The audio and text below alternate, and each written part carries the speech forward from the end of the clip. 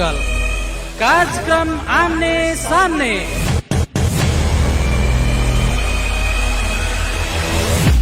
साता के 7 दिन सुबह 7:30 बजे से 8 बजे तक कार्यक्रम आमने सामने। कार्यक्रम आमने सामने। रेडियो सान्वी 96.4।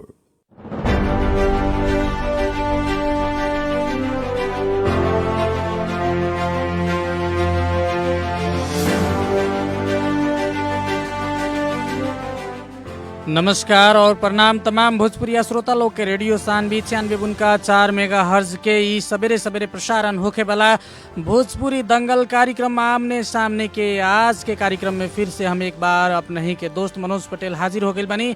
और आज भी हमने विकास निर्माण, जनता संगे सरोकार जोड़ाइल, भ्रष्टाचार, अत्याचार लगायत के विषय में हमनी के चर्चा करें, राजनीतिक विषय पर छलफल करें। और एकरा खातिर हमनी के छलफल में आज खातिर जुड़ रहल बानी नेपाली कांग्रेस के युवा नेता और नेपाल तरुण दल 12 के अध्यक्ष और नेपाली कांग्रेस महाधिवेशन समिति सदस्य समेत रहल लोकेश सिंह जी हमनी के साथ में आज जोड़ रहल बानी 12 जिला से। और वहाँ के हमनी के टेलीफोन संपर्क में हमनी अभी रेडियो सान्वी के तरंग में जोड़ चुकल बानी और जनता संगे और खास करके कलैया 12 जिला के विकास के विषय में, नेपाली कांग्रेस के भूमिका के विषय में हम उनकरा संगे बातचीत करें। नेपाली कांग्रेस 12 के धारणा भी हम बुझे के उनकरा से प्रयास करें। और हम कार्यक्रम में अबेर ना करके अब उनकरा के हम सीधा कार्यक्रम में स्वागत करे के चाहतनी। सीधा सवाल पर सीधा जवाब उनकरा से पूछे के हमारा आज के प्रयास बा। अपने लोग से निहोरा बा, निवेदन बा कि अब के आधा घंटा सान्वी रेडियो के तरंग में अपने लोग बनल रही। लोकेश जी के हमनी के कार्यक्रम में सबसे पहले स्वागत बा। लोकेश जी अपने के स्वागत बा आमने सामने में। धन्यवाद। आमने सामने के प्रस्तोता मनोज जी, अपने के भी एकदम धन्यवाद बा। लोकेश जी, नेपाली कांग्रेस के एकदम भूमिका अभी अच्छा ना रहल, बरियार एगो प्रतिपक्ष के भूमिका ना रहल। चारू ओरी देश भर स्थानीय तह से चारू ओर अपने लोग अधिकांश जगह में स्थानीय से लेके सरकार तकले में अपने लोग प्रतिपक्ष के भूमिका में बानी अभी, लेकिन अपने लोग के भूमिका अच्छा नहीं के कह के जनता के आवाज बा। अपने एकरा के संक्षिप्त रूप में टिप्पणी कैसे करें? नेपाली कांग्रेस वास्तव में प्रतिपक्ष के भूमिका निर्वाह में बाटे। संविधान सभा के चुनाव पश्चात नेपाली कांग्रेस एगो प्रतिपक्ष के भूमिका निर्वाह कैले बा और प्रतिपक्ष के भूमिका करते मात्र सरकार से जुधारी करे के, दोहरी खेले के, ओकरा से झगड़ा करे के बाद से मात्र अपने के नेपाली कांग्रेस एगो प्रतिपक्ष के भूमिका निर्वाह ना करी के जैसन नेपाली कांग्रेस के एगो धारणा है। नेपाल सरकार जो निमन काम करी ओकरा के अच्छा कहे के, प्रोत्साहन देवे के, ओकरा के सलाह सुझाव देवे के, आ ना निमन जौन काम करी ओकरा के खबरदारी करे के, ओकरा के सचेत करावे के, ओकरा कैसे निमन काम ले जाए, एगो अपन संसद से, सड़क से अपन आवाज उठावे के वातावरण नेपाली कांग्रेस करी और कैले भी बा। अपने एगो युवा नेता बानी, अपने के का लागता अभिन के सरकार, चाहे प्रदेश के सरकार होके चाहे संघ के सरकार, बहुत अच्छा काम कर रहल बा, कुछ काम में नेपाली कांग्रेस सहयोग कर रहल बा, कैसे अपने एकरा के प्रश्न करें?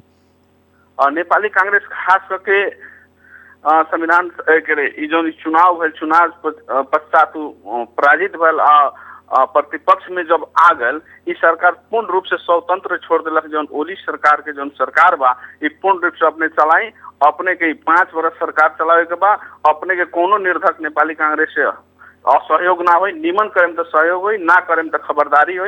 ऐसे नेपाली कांग्रेस इतने धारणा रखले बा कि इस सरकार पूर्ण रूप से असफल हो गल बा। उस संघीय सरकार हो को, प्रदेश सरकार हो को, चाहे स्थानीय सरकार हो, जौन जनता जौना मत देलक, जौना अपेक्षा से मत देलक, वो अपेक्षा पूर्ण नहीं हो के सकत। जन विरोधी लोकेश जी जन विरोधी जब काम हुई तो प्रतिपक्ष के भूमिका का बा? जन विरोधी काम हुई तो अपने लोग विरोध करे के परी, अपने लोग के सरकार के प्रतिपक्ष और प्रजातंत्र के ई सुंदर पक्ष बा कि एगो कंट्रोल में एगो सत्ता पक्ष के राखे के भूमिका प्रतिपक्ष खेलेला। जब भी जनता के विरोधी काम होला, भ्रष्टाचार के काम होला, शांति सुरक्षा में खलल होला, तो प्रतिपक्ष ओकरा के कड़ा रूप में प्रस्तुत होकर सरकार के एगो कही तो ओकरा के मार्गदर्शन देखावेला और सही ट्रैक में सरकार के ले आवे के काम करेला। एकदम अपने के बात जायज बाटे।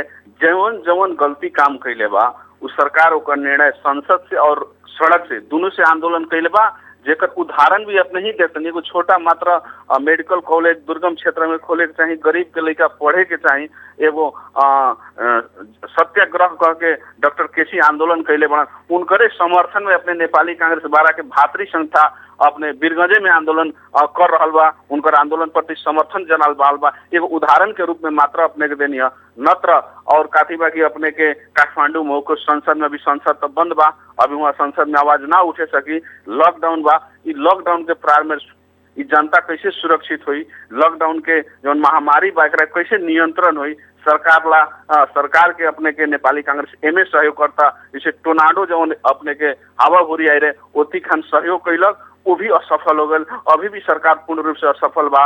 ऐसे हमने के संघ सरकार प्रदेश सरकार पूर्ण रूप से असफल भइल बा। इस सरकार का औचित्य ना रह बा, ई भ्रष्टाचार में एकदम चुड़लुम डूब गल बा। एकर नतीजा स्वयं वो लोग अपने पार्टी में कभी कभी देखता नहीं अपने के राजीनामा मांगता लोग, कभी पार्टी छूटे के चला होता स्थिति आता। ऐसे नेपाली कांग्रेस के देखावे के ना पड़ी, आम जनता के देखावे के ना पड़ी, और सरकार के रवैया से मात्र नेपाली जनता बुझ गल बा ई सरकार असफल बा।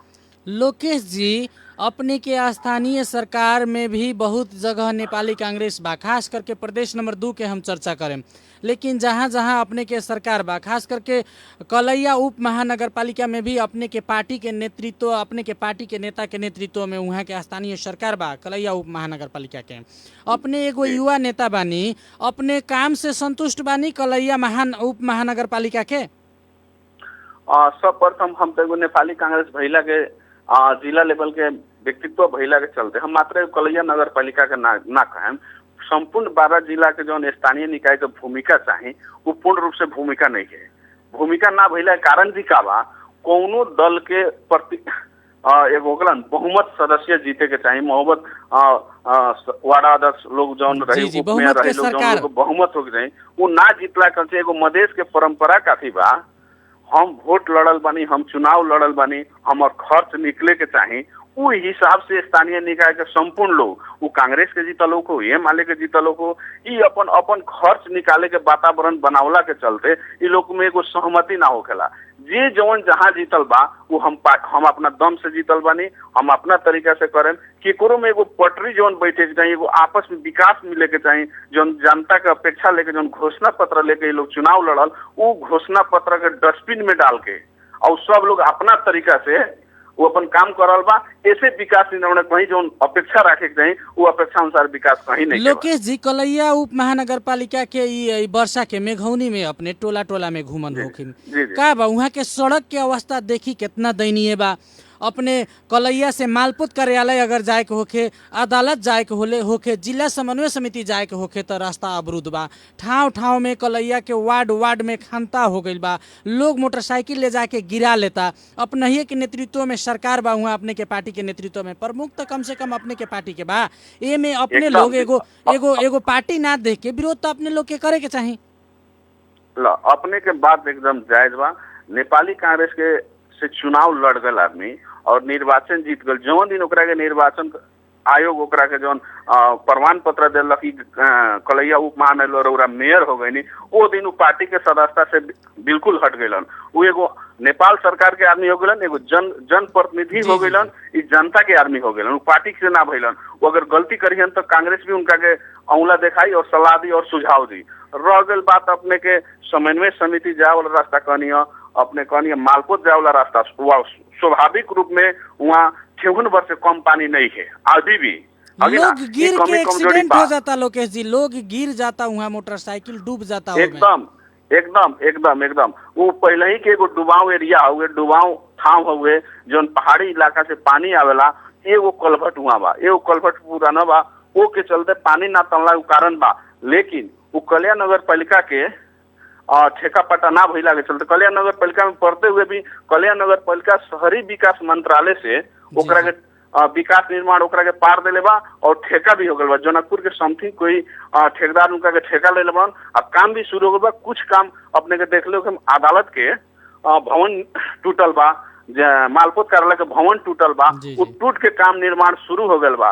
वो कलैया नगर पालिका अपने के शहरी विकास मंत्रालय से बजट लेके वो काम शुरू कर बस, वो टूटे कारण से और तक रास्ता बिगड़ गई काम से आ काम तक फास्ट ना भइला के चलते वहाँ पानी बा जनता के दुख बा में कहीं दुमत के बात नहीं के। लेकिन शहरी विकास मंत्रालय के जौन ठेकेदार बा ओकरा के मेयर साहब यहाँ के घचघचैले बानी आ काम भी शुरू करवैले बानी। लोकेश जी, अब जैसे कि विकास निर्माण के काम में अपने के कलैया उप महानगर पालिका में मेघौनी में रास्ता में कौनो टोला में रोपाई होत रहे कह के समाचार आयल बा, लेकिन नेपाली कांग्रेस के एगो युवा नेता, अपने तो युवा लोग में 12 जिला में एकदम लोकप्रिय नेता के रूप में अपने बानी, कौ बेर अपने मेयर साहब से भेंट कैले बानी, उनकरा के घचघचैले बानी, चाहे विरोध जनैले बानी कि ना मेयर साहब विकास तो कम से कम अपने एगो आज 3 बरस से ज्यादा हो गया स्थानीय चुनाव के सरकार गठन भइला, लेकिन विकास तो शून्य दिखाई देता कलैया में। उनका संगे तो सकभर हमरा बुझाला हफ्ता में एक बार हमर सलाह सुझाव रहेला, भेंट होकेला, लेकिन वो लोग तो जनता के आदमी भइला के चलते, जनप्रतिनिधि भइला के चलते जनता में माझ में रहला लोग, तभी उनका के सलाह सुझाव दियाला। वास्तविक रूप में कलिया नगर पालिका में वहाँ धान रोपाई रहे ना रोपाई का बात नहीं है। ओकर भी एगो खूबी काफी बा, मानवत मटवड़िया रोड जौन इंडिया सरकार ओकरा के बनैले बा, इंडियन गवर्नमेंट ओकरा के ठेका देले रहे, उ ठेकेदार में का भइल कि पूरा रोड बनैलक मानवत मटियरवा से अपने के मानवत से लेके कलिया तक ले, ओकरा बाद कहते बोला पिलवावा से लेके कलिया तक ले ई रोड बन चुकल बा। कलिया नगर पालिका भीतर के लगभग 2 किलोमीटर मात्र रोड बाकी बा, तो उ भी काहे बाकी बा, ओकरा के मेयर के हमने दोष कैसे दिया, मगर अपने के 40 किलोमीटर में 38 किलोमीटर बन चुकल, 2 किलोमीटर ना बनल, केकर गलती है? काहे ना बनल बताई, जनता के ये सब बात बताई अपने बताओ तानी। अब लोग काती बा कि हमर घर तुरला के बाद हमरा मुआवजा बेसी चाहिए, अब वो अभी घर बनैले वालो वो घर के मुआवजा चाहिए, ये बताई। और 38 किलोमीटर के एक नाच के अपने मुआवजा दे आ 2 किलोमीटर के जौना के घर बाटे उ लोग के मुआवजा बेसी चाहिए, तो उ लोग का कैले बा नेपाल सरकार के नगर पालिका के सीडी ऑफिस के विपक्षी बना के उच्च अदालत में मुद्दा डलले वालो कि हमरा हमर घर ना टूटे के चाहिए, बाईपास ना बने के चाहिए, और टूटबो करी तो हमरा से गवर्नमेंट घर किनो आ घर बराबर के हमरा के क्षतिपूर्ति देव, ओकरा बाद हम बने दें। तो उच्च अदालत में मुद्दा पर गिला के कारण से ठेकेदार का भी काम करे के रोक देले बा। ऐसे वहाँ बालू गिट्टी गिरा रहे, वह बालू गिट्टी पर लेके धान कुछ लोग अन्य पार्टी के साथी भाई लोग रोक देलक। एक के हमने ऐसे बुझल जाओ कि बात कुछ और बा, लेकिन कलैया उप महानगर पालिका के घेर के कुछ राजनीतिक दल के विपक्षी दल के नेता लोग अपने के पार्टी के खिंचाव करे के खातिर धान रोपले रहे। अब भी बताई ना, उच्च अदालत में जहाँ मुद्दा पड़ल बा, अदालत के सामान करे के हुई कि ना हुई हमनी के ठेकेदार और नेपाल और इंडिया के समझौता भइल बा, उस समझौता के हमनी माने के पड़ी कि ना माने के पड़ी। उसे मेयर साहब तो ऊपर तो नहीं खन, अगर मेयर साहब वहाँ अपन पिच बनावत रहन, अपन बजट संचालन करत रहन, ऑलरेडी ठेका भइल ठाव में अपने काम करें, तो वहाँ कहती हुई कौनो एगो व्यक्ति अगर अपने पर निवेदन अख्तियार में डाल देला तो अपने पर बेरोजी गिर जाई। ऐसे नेपाल सरकार जहाँ ऑलरेडी टेंडर कर चुकल बा, उस टेंडर के अवस्था में दोसर व्यक्ति अगर काम करी तो ओकरा पर बेरोजी गिरी। ऐसे कारण से नगर पालिका में छुए के नहीं के चाहत, काम नहीं के करे के चाहत। लोकेश जी, जैसे कि 12 जिला में और भी अपने एगो राजनीतिक अपने लोग करी ने जनता के खातिर, जनता के विकास के खातिर, जनता के रोजी रोटी के सवाल, जनता के रोजगारी के सवाल, ये सब सवाल लेके अपने लोग हमनी के एकरा के आमूल परिवर्तन करें, जनता के सेवा करे के खातिर एगो राजनीतिक बहुत ही उच्च कोटि के एगो एथी मानल जाला। राजनीतिक कहल जाओ तो एगो जनता के सेवा करे वाला बहुत ही बड़का एगो अवसर के रूप में प्रदान करेला लोग के, लेकिन 12 जिला में व्याप्त रूप में स्थानीय सरकार लोग भ्रष्टाचार में लिप्त बा लोग। प्रदेश सरकार से जितना भी योजना आयल बा, अभिन्न योजना देखल जाओ समय में पूरा होके नहीं के सकल, और चारों ओरी लूट मचल बा, भ्रष्टाचार वैसे ही अवस्था में बा, शांति सुरक्षा के भी अवस्था ठीक नहीं के, गांव गांव में दलाल लोग सक्रिय बा, जैसे कि कैसे भाई भाई के लड़ा के एकरा के राजनीतिक प्रतिशोध निकालल जाओ, लोग के फंसावल जाओ कह के राजनीतिक दल के नेता लोग ही में सक्रिय भूमिका खेल रहल बा। लेकिन तरुण दल एगो युवा एगो संगठन, युवा लोग के नेतृत्व करे वाला अपने एगो युवा के लोकप्रिय नेता होके कौ बेर अपने लोग विरोध ना करीने, कभी भी अपने लोग के ऐसा एथी ना आवेला, गतिविधि ना आवेला कि चलल जाओ एकरा के विकास निर्माण में सब लोग मिल के आगे बढ़ल जाओ। का कर रहल बा 12 तरुण दल? खास करके 12 तरुण दल के बात करनी, हमर बात करनी, स्थानीय निकाय के भ्रष्टाचार के बात करनी, भ्रष्टाचार विरुद्ध के युवाहरूको अभियान कह के जी। 12 जिला में पहिलका व्यक्ति हमी है जौन चलैले रहनी। स्थानीय निकाय भ्रष्टाचारी कैलक, बहुत कर्मचारी लोग के यहाँ कालो मसोविद्या आयल बा, पहले बहुत ऐसा जो गलती कैले बा ओकरा के हमने अख्तियार तकले धोखा ढक कैले बानी स, अख्तियार में हथकड़ी लगा के भेजले बानी स, भ्रष्टाचार के मुद्दा कैले बानी स, बहुत लोग के लीलमन कैले बा तरुण दल, ओमे कहीं दुमत के बात नहीं के रह गल के स्थानीय निकाय के निर्वाचन भइला के बाद सब जनता के गांव में सिंह दरबार आ गईला के बाद सब वार्ड अध्यक्ष लोग, सब अध्यक्ष लोग, सब मेयर लोग काफी बुझाता हम ही हैं प्रधानमंत्री, हम ही हैं सब कुछ। उन लोग के अपन घमंड के चलते हम कौन है, हमर दायित्व काथी, हमर कर्तव्य काथी है, जब तक 2 नंबर प्रदेश के हमें मधेसी जनता ना बुझे सके सन तब तक हमने के विकास निर्माण ना होई। हम एक बार मेयर के टिकट लेके चुनाव लेवे जाता नहीं तो हमरा से लोग काफी मांगता दारू, मासू, साड़ी, लुग्गा, गैस। तब हम मेयर बनेला गैस का चूल्हा अपने के साड़ी या दारू मासू खिया के अगर चुनाव जीता तनी तो हम जीतन तो बिहान भैया का करें। ओइसन के स्थिति बा यहाँ के हमनी के मधेश मुल्क के खास नंबर 2 नंबर प्रदेश के या 12 जिले या परसा के साथी भाई लोग से जनता से ई अपील बा हमर, दारू मासू के ना, गैस के ना, कपड़ा लत्ता के ना, छड़ा सीमेंट के ना, हमनी अपन विकास निर्माण हमनी कैसे अपन जनता के नेता बनाएम सन, कैसे सुनिश्चित करम सन, कैसे शिक्षा लेवल जो मास्टर डिग्री पढ़ले बा एगो विकास निर्माण के जेकरा के योजना बा, जेकरा विजन बा, गांव के सामाजिक आदमी बा, ओकरा के हमनी काहे नहीं खींचे जीतावत, हमनी काहे मासू पर बिकाता नहीं, हमनी काहे गैस चूल्हा पर बिकाता नहीं। चलिए लोकेश सिंह जी, आपने बहुत अच्छा मुद्दा आपने उठैनी कि वास्तव में जनता में भी कुछ कमी बा, लेकिन लोकेश जी जनता तो अशिक्षित बा। लोकेश जी जनता अशिक्षित बा, जनता गरीब बा, जनता के कुछ पता नहीं है, जनता लोग के नेता पर विश्वास भी नहीं है कि ये लोग तो बिहान कुछ करबे ना करी, अभी जो होता तो होके द कह के। जब जनता अशिक्षित बा, चेतना नहीं है जनता लगे, राजनीतिक दल के भी अपने लोग एगो नेता होके जनता के कम से कम जागरण एगो ले आवे के चाहिए। वैसा सत्याग्रह, ऐसा सामाजिक अभियान, राजनीतिक दल के अपने लोग ऐसा नेता लोग के भी एगो जागरण अभियान चाहे एगो जनचेतना मूलक कार्यक्रम घर गांव गांव में लेके गई जरूरी बा। अभिन कैसन लागत आपने के? अपने के बात जायज बा, लेकिन ले गईला के बाद लोग एकरा के विश्वास ना करे सकता।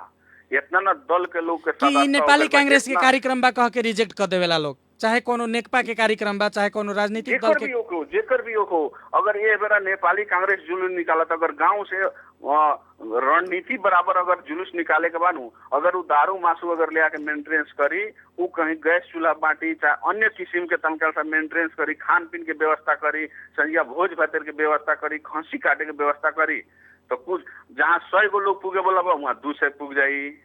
आ जहाँ इस सब के कुछो के व्यवस्था ना करे, अपने 100 के अपेक्षा रखले रखें तो वहाँ 10 गो पुग जाए। तो एमे कहीं ना कहीं कमी कमजोरी जनता के भी बा।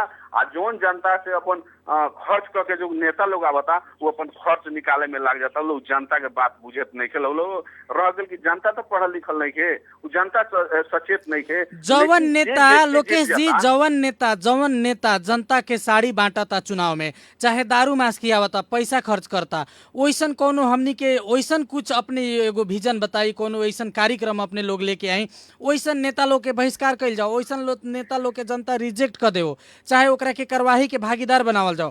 अपने लोग तो तस्करी नियंत्रण में भी विभिन्न काम सब कैले बानी। अपने लोग सरकारी गाड़ी जैसे कि छुट्टी के दिन में चलेला तो तरुण दल एक समय में ओकरा के नियंत्रण में लेके बुझावे, सरकार के पुलिस प्रशासन के बुझावे, ऐसा तो बहुत कार्यक्रम कैले बानी। लेकिन पिछिलका समय में अपने लोग एकदम डीजल भावस्था में बानी, अभियाने चल रहे कार्यक्रम जी जी, लेकिन ओकरा के सफलता ना होगल, लोगे असफल करे में लागल, ओकरा के लोगे पालना ना करे वाला स्थिति में लागल। ऐसे कहीं ना कहीं मनोबल के, लेकिन अब लोग सचेत हो गए बा।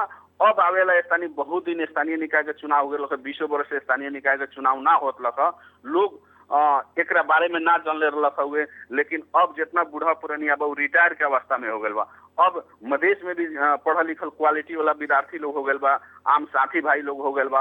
अब चेतना और जनचेतना के विषय बुझ गए बा लोग। अब आवे वाला चुनाव में हमरा नहीं लागत साड़ी बांटे वाला कोनो युवा गांव में छोड़ी, अब नहीं लागत गैस बांटे वाला गांव में छोड़ी, अब नहीं लागत कि दारू मासू में बहुत लोग बिकाई, अब नहीं लागत कि पैसा लेके जाई।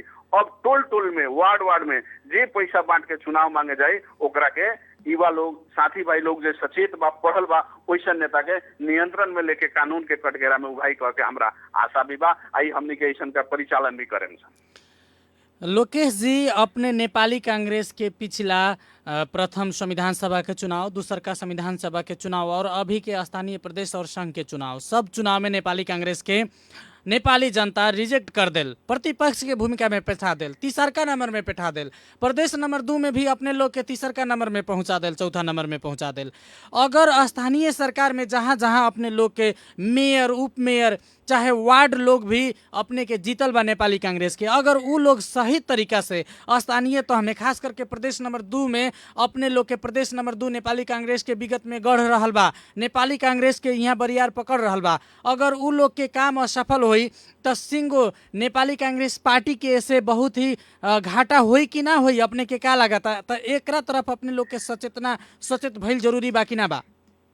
नेपाली कांग्रेस जौन पहले ही से देश के बड़का पार्टी है, जी जी, वो भी आज उहे बा। जी जी, देखाई के मात्रा फर्क बा, बुझाई के मात्रा फर्क बा। नेपाली कांग्रेस देश के बड़का पार्टी रहे आ अभी भी बा।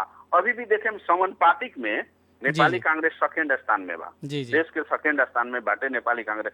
तो वो भी कहे सेकेंड स्थान में भल, 2 खलीफाया लोग फील्ड में, पहाड़ में 2 खलीफाया लोग, मधेश में 5 खलीफाया लोग कांग्रेस से लड़े।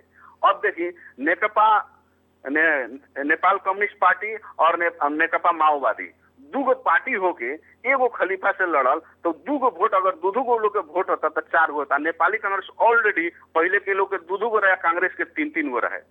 तो उ लोग से कहीं ना कहीं 2 पार्टी से अगर मिल के लड़ता, 2 के वोट 2 दूना 4 आ कांग्रेस के पहले रहे 3, तो दोनों के अगर बंटा जाये तो दोनों के 2 गो हुई आ नेपाली कांग्रेस के 3 गो हुई। तो नेपाली कांग्रेस से ये लोग लड़ेला, बुझल कि अब हमनी नेपाल से उड़ा जाम स, अब हमनी के वामपंथी पार्टी ना रही नेपाल में, अगर हमनी एकजुट होकर ना रहे स तो ये हमनी के उड़वा दिलो। वो के चलते 2 खलीफा मिलके 1 नेपाली कांग्रेस से लड़लक लो, तो हमनी के ये अवस्था आयल।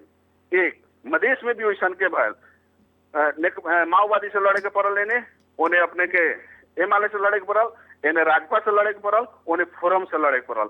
1 खलीफा अगर 4 खलीफा से लड़ता तो वास्तविक रूप में अपने के कहे के अर्थ बा नेपाल में नेपाली कांग्रेस के जनमत घटल नहीं के, अपने के कहे के अर्थ बा नहीं। अभी भी देखी समानुपातिक में सब पार्टी से बेसी वोट बा, समानुपातिक में निर्वाचन आयोग में अपने डाटा ले सकता नहीं। ऐसे रह गल की खलीफा लोग एकजुट होके 1 खलीफा के पटकेला, सब लोग डेरा गए।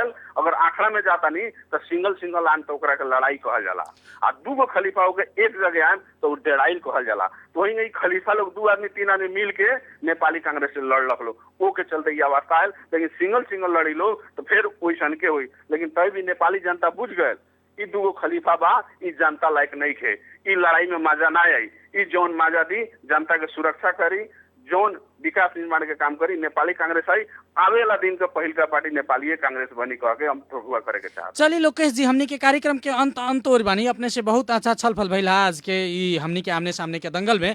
और अंत में हम अपने से ई पूछे के चाहतनी कि कलैया के विकास के खातिर अपने के पार्टी में बिहान अपने लोग छलफल करेम कि ना करेम आगे वाला दिन में, और मेयर साहब के भी कैसे मतलब एगो राय सलाह सुझाव दे के काल अपने के हम एगो उदाहरण बताओ तनी। जनता के एगो अपने के कलैया उप महानगर पालिका के मेयर से संपर्क करे खातिर 4-5 नंबर मिलता, लेकिन कोनो नंबर में संपर्क नहीं के होत, तो का जनता यही खातिर मेयर चुनले रहे कि 4-5 नंबर मिली हमनी के आ 1 नंबर में संपर्क ना हो? बिहान कलैया के कितना जल्दी विकास के खातिर अपने लोग कमिटमेंट करे सके? अपने के पास जायज है, जनता के जनप्रतिनिधि हो गई नहीं, जनता के तीसरो आंखा के रूप में, चौथो आंखा के रूप में मीडिया बाटे। अगर मीडिया के सामने अगर बोलावता तो उनकरा जाए के चाहिए, और जौनी बेरा जनता जहाँ खोजता वहाँ आवे के चाहिए, जौनी बेरा विकास निर्माण के काम बा वहाँ उनका पुगे के चाहिए। अगर ऐसा नहीं के भल तो कुछ कमी कमजोरी बाटे, हम उतना ही ना करें उनका से, हम ई विषय में अपने कहनी वो विषय में छलफल करें। रह विकास निर्माण के काम में कहीं आदमी नहीं से रुकल, अपन काम आगाड़ी बढ़ैले बा। और जौन टेंडर लाग चुकल बा वो वर्षा के कारण से, लॉकडाउन के कारण से जौन काम रुकल बा, ओकरा के फिर मेयर साहब बिहाने से हमनी भी काम से उनकरा के टेंडर जौन भइल बा जौन ठेकेदार के बा ओकरा घचघचावे के पड़ल। अब विकास निर्माण काम तीव्र गति में अपने के अनुसार होके के पड़ल कह के हम कहे के चाहते जी लोकेश जी, बहुत बहुत धन्यवाद। हमनी के आज के कार्यक्रम आमने सामने के दंगल में अपने सहभागी भइनी है। सीधा प्रश्न के अपने सीधा जवाब दिली है। जनता अपने के जवाब के अपने के जौन यहाँ बाचा कहनी है बाचा के बिहान जरूर याद करी, अपने भी याद रखल जाई। हमनी के समय देनी है, बहुत बहुत धन्यवाद। अंत में अपने संक्षिप्त रूप में कुछ कहे के चाहेम? हम कहें कि जौन अपने लोग के एफएम जो नया खुलल बा जी जी, ये भी हाल साल में एकदम चर्चित होके जाता। एमे के प्रस्तोता लोग भी, न्यूज रीडर लोग भी, और अपने के जौन विषय वस्तु भी उठान बा एकदम जल्दा बल्दा बा। जनता काथी चाहे के चाहता, काथी सुने के चाहता, वो आवाज लेके अपने लोगन प्रस्तुत बानी जनता के मान में। सब प्रथम अपने के रेडियो के धन्यवाद देवे के चाहता नहीं। आज के आमने सामने कार्यक्रम में हमरा के उपस्थिति कहनी मनोज जी, ओकरा भी अपने के विशेष धन्यवाद देते हुए भी हम विदा होके के चाहते। जी लोकेश जी, बहुत बहुत धन्यवाद। अपने से विदा चाहेम। और तमाम हमनी के श्रोता लोग जवन हमनी के अभिनी कार्यक्रम सुन रहल बारन आमने सामने रेडियो सानवी 96.4 मेगाहर्ट्ज के बहुत ही चर्चित सवेरे सवेरे प्रसारण होके वाला कार्यक्रम में आज के खातिर हमनी के प्रविधि की ओर से सहयोग करे वाला सत्येंद्र जी के धन्यवाद देत हम मनोज विदा चाहता नहीं। बिहान हमनी के फिर मुलाकात हुई आमने सामने के दंगल में। नमस्कार, प्रणाम, शुभ दिन।